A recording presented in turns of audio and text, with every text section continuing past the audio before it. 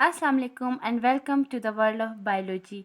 आज हम second year की बायोलॉजी के चैप्टर नंबर 2 होम्योस्टैसिस का लेक्चर नंबर 3 स्टार्ट करते हैं। ये जो हमारे पास लेक्चर नंबर 3 है, ठीक है। तो इसमें हमारे पास मेन टॉपिक जो है वो है ऑस्मो रेगुलेशन, ठीक है ना। लेकिन इससे पहले कुछ बेसिक टर्म्स है, उनको डिस्कस करना ज़रूरी है, ठीक है ना, क्योंकि इन टर्म्स को हमने आगे इस्तेमाल किया हुआ है। तो सबसे पहले बात करते हैं कि ऑस्मोसिस क्या होता है। तो osmosis the movement of water from area of lower solute concentration to the area of higher solute concentration through a semi permeable membrane। इसका मतलब ये है कि वाटर की मूवमेंट कहाँ से, लोअर सैल्यूट कंसंट्रेशन से, यानी कि जहाँ पर सैल्यूट की कंसंट्रेशन कम है वहाँ से वाटर की मूवमेंट कहाँ पर, जहाँ पर सैल्यूट की कंसंट्रेशन ज़्यादा है, ठीक है ना। और किसके ज़रिए से, एक सेमी परमिएबल मेम्ब्रेन के ज़रिए से, ठीक है ना। मिसाल के तौर पर हमारे पास ये एक जो वो मेम्ब्रेन है और ये सेमी परमिएबल है। सेमी परमिएबल का मतलब ये है कि ऐसा मेम्ब्रेन जो जिससे जो वो कुछ चीज़ें पास हो सकती है और कुछ चीज़ें पास नहीं हो सकती। इस मेम्ब्रेन की बात की जाए तो यहाँ से जो है वो वाटर मॉलिक्यूल्स पास हो सकते हैं, लेकिन जो है वो NaCl या सैल्यूट पार्टिकल्स जो है वो पास नहीं हो सकते। तो ये हमारे पास क्या है, सेमी परमिएबल, ठीक है ना। और अब ऑस्मोसिस में तो हमने बात की कि लोअर सैल्यूट कंसंट्रेशन से हायर सैल्यूट कंसंट्रेशन की तरफ जो है वो वाटर की मूवमेंट। तो आप ले कि ये स्टार जो है वो सैल्यूट को शो करे, ठीक है ना। तो यहाँ पर सैल्यूट की कंसंट्रेशन कम है, यहाँ पर सैल्यूट की कंसंट्रेशन ज़्यादा है, ठीक है ना। और ये हमारे पास सेमी परमिएबल मेम्ब्रेन है। तो वाटर की मूवमेंट यहाँ से, जहाँ पर सैल्यूट कंसंट्रेशन कम है, यहाँ से यहाँ, मतलब इस साइड से इस साइड की तरफ वाटर की मूवमेंट, ठीक है ना। यहाँ से वाटर की मूवमेंट को क्या कहा जाता है, ऑस्मोसिस, ठीक है। तो ये उम्मीद है आपको समझ आ गया होगा। उसके बाद movement of water from higher concentration to lower concentration, यानी कि वाटर की मूवमेंट कहाँ पे, हायर कंसंट्रेशन। यहाँ पे भी वाटर मौजूद है, H2O मौजूद है, और यहाँ पर भी H2O मौजूद है, ठीक है। तो यहाँ पे H2O की कंसंट्रेशन ज़्यादा है, सैल्यूट की कंसंट्रेशन कम है। तो सैल्यूट की कंसंट्रेशन जहाँ पर कम होगी वहाँ से वाटर मूव करेगा, या जहाँ पर वाटर की कंसंट्रेशन ज़्यादा होगी वहाँ से वाटर मूव करेगा, ठीक है। तो ये हमारे पास क्या है, ऑस्मोसिस। उसके बाद हमारे पास है ऑस्मोटिक कंडीशंस। हमारे पास ऑस्मोटिक कंडीशन की बात की जाए तो हमारे पास 3 कंडीशंस है, एक हाइपरटोनिक, एक हाइपोटोनिक और एक आइसोटोनिक। हाइपरटोनिक की बात करते हैं। The hypertonic solution is one where the concentration of solute is greater outside the cell than inside। यानी कि हाइपरटोनिक सोल्यूशन में ऐसा होता है कि जो है वो सैल्यूट की कंसंट्रेशन इनसाइड द सेल क्या होती है, कम होती है, जबकि आउटसाइड द सेल सैल्यूट की कंसंट्रेशन ज़्यादा होती है। तो हम ऊपर पढ़ के आएंगे, आ गए हैं कि अब जो है वो वाटर की मूवमेंट कहाँ होगी, सेल के अंदर से सेल की कहाँ पे, बाहर की तरफ, यानी कि water moves from inside to outside of this cell. अब इस केस में सेल क्या होगा, सेल जो है वो श्रिंक होना शुरू हो जाएगा। क्यों, क्योंकि वाटर जो है वो आहिस्ता आहिस्ता कम होता जा रहा है सेल से। क्यों, क्योंकि यहाँ पे सेल्यूट की कंसंट्रेशन कम है, और वाटर हमेशा जहाँ पे सेल्यूट की कंसंट्रेशन कम है वहाँ से जहाँ पे सेल्यूट की कंसंट्रेशन ज़्यादा है वहाँ की तरफ मूव करेगा। तो जहाँ यहाँ पे सेल की कंडीशन क्या होगी, श्रिंक होगी। अगर आरबीसी को इस तरह के सोल्यूशन में रखा जाए तो आरबीसी जो है वो श्रिंक होना शुरू हो जाएगा, ठीक है। दूसरा हमारे पास जो है वो हाइपोटोनिक।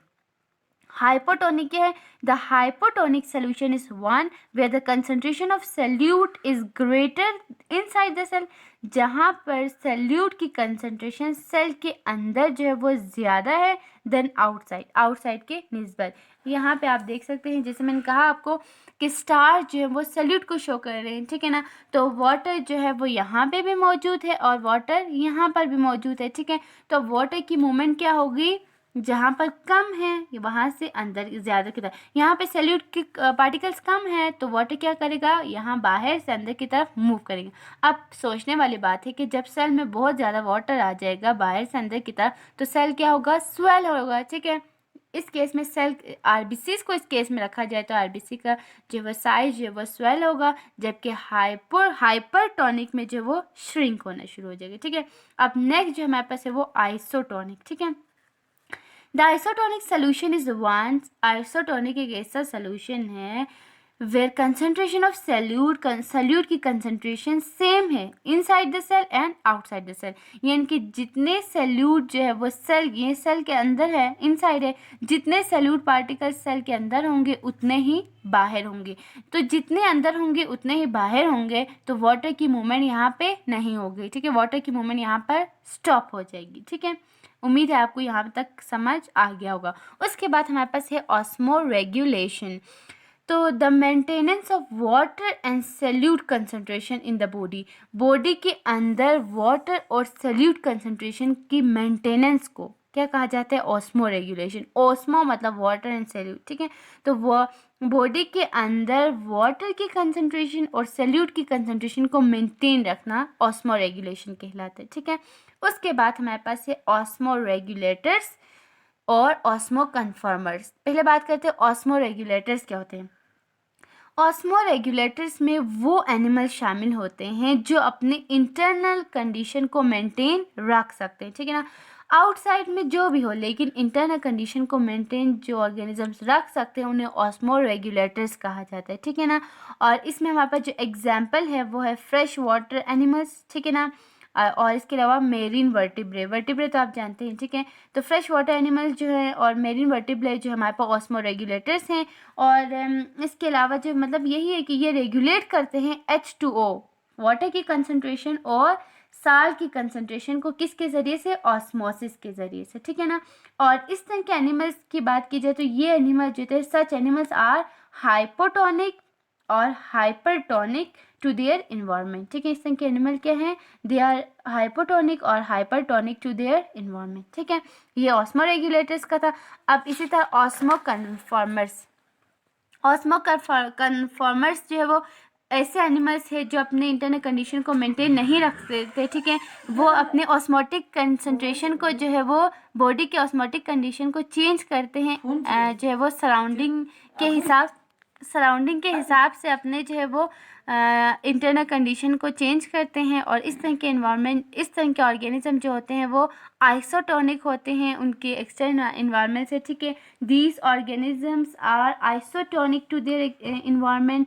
और इसके अलावा इसके एग्जाम्पल्स में जो हमारे पास है marine invertebrates, fresh water invertebrates और कुछ मेरीन वर्टिब्रेट्स जो है वो इसमें शामिल है, ठीक है। मेरीन इनवर्टिब्रेट्स, कुछ मेरीन वर्टिब्रेट्स और फ्रेश वाटर इनवर्टिब्रेट्स जो है वो ऑस्मो कन्फॉर्मर्स की एग्जाम्पल में शामिल है। उम्मीद है आपको आज का लेक्चर समझ आ गया होगा। आज हमने डिस्कस किया ऑस्मोसिस, ऑस्मोटिक कंडीशन में हाइपोटोनिक, हाइपोटोनिक, आइसोटोनिक और ऑस्मो रेगुलेशन और ऑस्मो रेगुलेटर्स, और हमने बात की ऑस्मो कन्फॉर्मर्स की, ठीक है ना।